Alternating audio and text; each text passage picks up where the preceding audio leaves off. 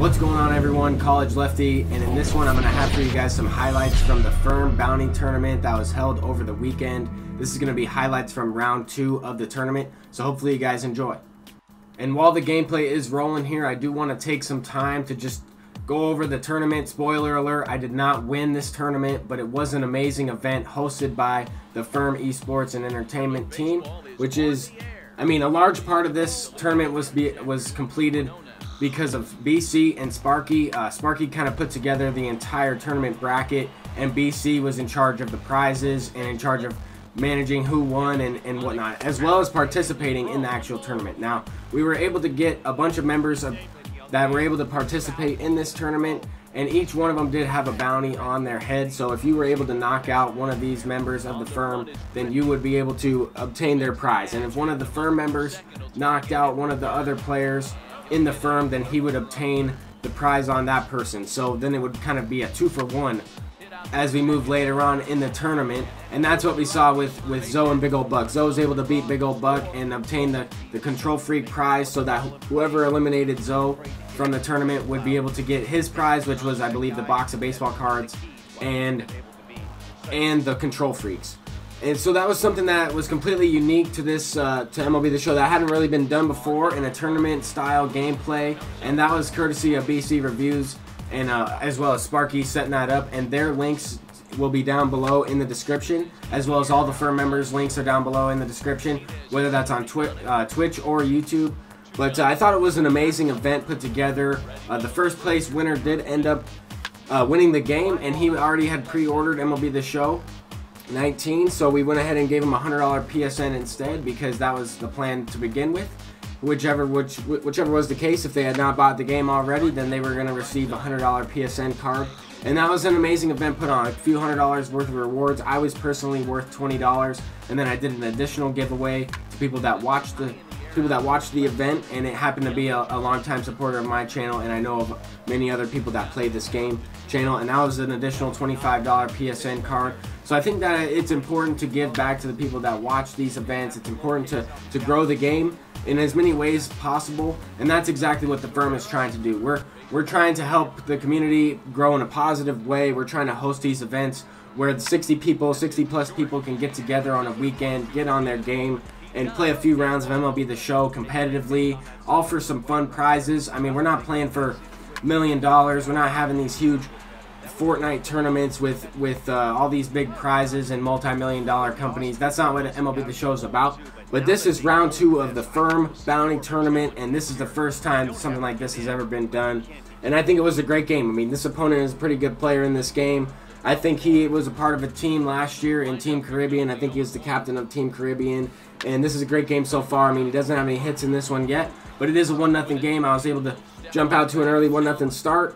And I have only a couple hits myself, but we got Babe Ruth up at the plate. And I think that this is just a tremendous event put together in a short amount of time. I mean, obviously, if we were just focused on this game, professional MLB The Show players only played this game as a full-time job, that we could definitely come up with a better system, or a more improved system as we do these tournaments more often, these events more often. I think we can develop a much improved system and come up with some creative ideas. But we all have lives. We're all completing other stuff going on in our life. We all have goals in our job and certain things like that. So I just wanted to focus on having fun, participating in this event. I was lucky enough to be able to play in this event. I mean, I was also working myself while I was playing in this event, so I wasn't sure how that was going to work out. Luckily, it did. My job on the weekend allowed me to do so. But this tournament game was amazing. We're already in the 5th inning. It's a 1-0 game, a little bit of a pitcher's duel. And in this particular one, we kind of went against the rules a little bit, but it is what it is. We played the game. We had fun.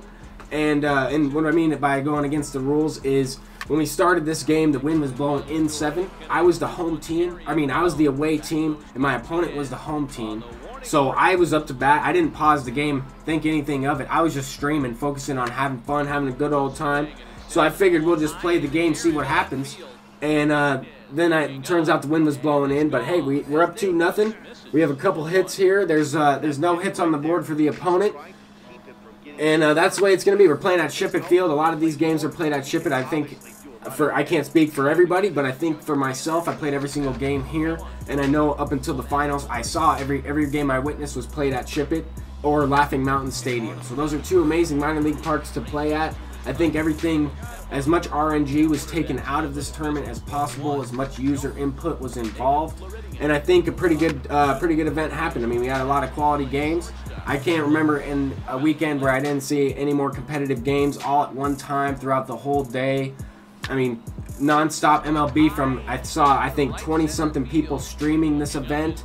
I saw a couple other people that were playing beforehand, a couple people that were playing afterwards. So I think we successfully did our job. The plan that we had going into it was achieved, if not even more of a success than what we had planned. We got exposure through social media after the event when we didn't even expect that. That was nice to see that. It could have been in more of a positive way.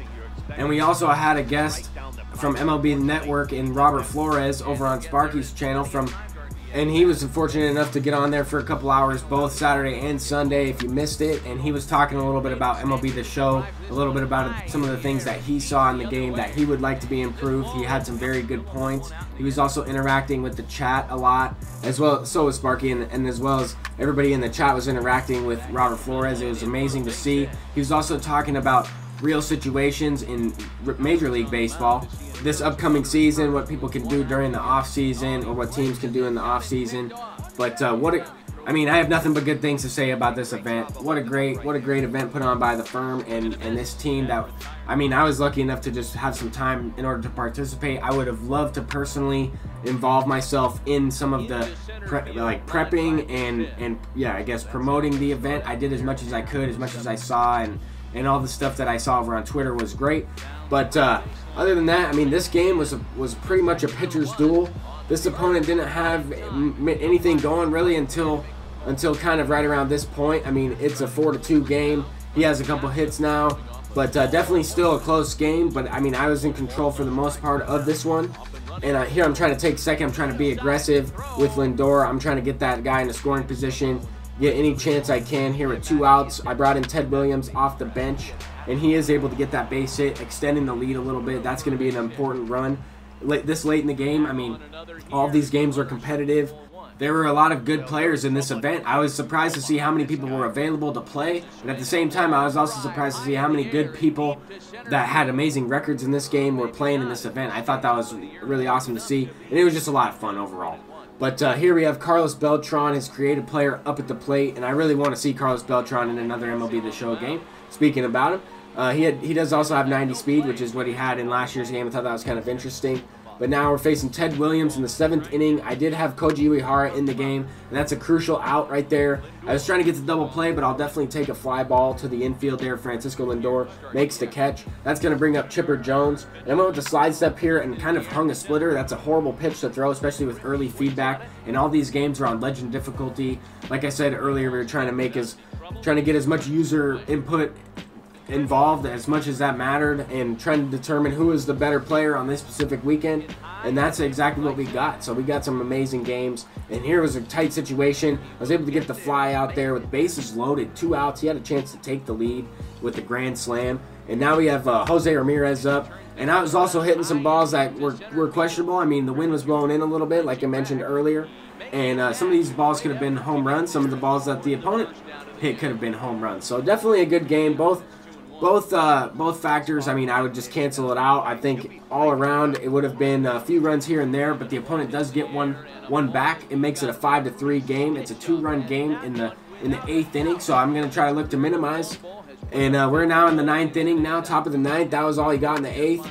And, I mean, like I was saying earlier, I was hitting some balls hard right to him. I was hitting some balls that could have been home runs in other games, depending on that specific wind or whatever the case is. I would imagine the ball would carry depending on the time of day. A lot of the games I play are during the night, and this one happened to be during the daytime. So here we have Ted Williams up in the bottom of the 9th inning, and the first out is key. I'm going to go ahead and run the rest of this game. I kind of ran out of clips. I wanted to make this game as intense as possible. I wanted to show as many outs as I could of the 27 from both teams, but because this was a very close one. I mean, 2 good players going at it, and it's always going to be a good game no matter what the ramifications are legend difficulty, all-star, whatever the case is, it's always going to be a good game, I would say, and it's always going to be a lot of fun. Two like competitive players going at it in the tournament is going to be a lot of fun regardless of what happens, win or lose. I had a good time. But anyway, we do get the pop fly there to Mike Piazza, and that brings up Chipper Jones facing Raleigh Fingers, and I think I had a couple guys in the bullpen still because I did get a pretty good outing from Max Scherzer. But I did want to thank BC and Sparky for putting on this event. I wanted to thank the rest of the firm members for participating. I know some of the firm members weren't able to participate because they had stuff come up with their job and with their life. That's completely understandable. And in the future, hopefully they can participate in the next events. But this was a very good game, down to the last out right here, facing JD Martinez. And I didn't want to put anybody on base, put the tying run at the plate. I did that in the last video when I was playing just a regular ranked seasons game to prepare for this tournament. But the opponent did go ahead and pinch hit Ryan Sandberg for JD Martinez, which I thought was questionable. I mean, JD Martinez is a little bit better of a hitter than Ryan Sandberg, or at least I have had much more success with JD than Ryan Sandberg. I don't even use Sandberg on my squad, but some people do. Some people really like him. There he hits it to Francisco Lindor, and he grounds out to shortstop, and that's how that one ends. This opponent definitely had a good team. He's a good player, and that was a great game all around. And I did move on to the next round, and that video will be up next. But I did want to just show my stats from the first couple games of ranked seasons that I did play. Thank you guys so much for watching all of these games, all of the tournament, and supporting the channel, supporting everybody that are involved in this. And this is creating some new, unique ideas, guys. I think this is really powerful stuff. And thank you guys once again. I'm College Lefty, and I'll see you guys in the next video. Peace out.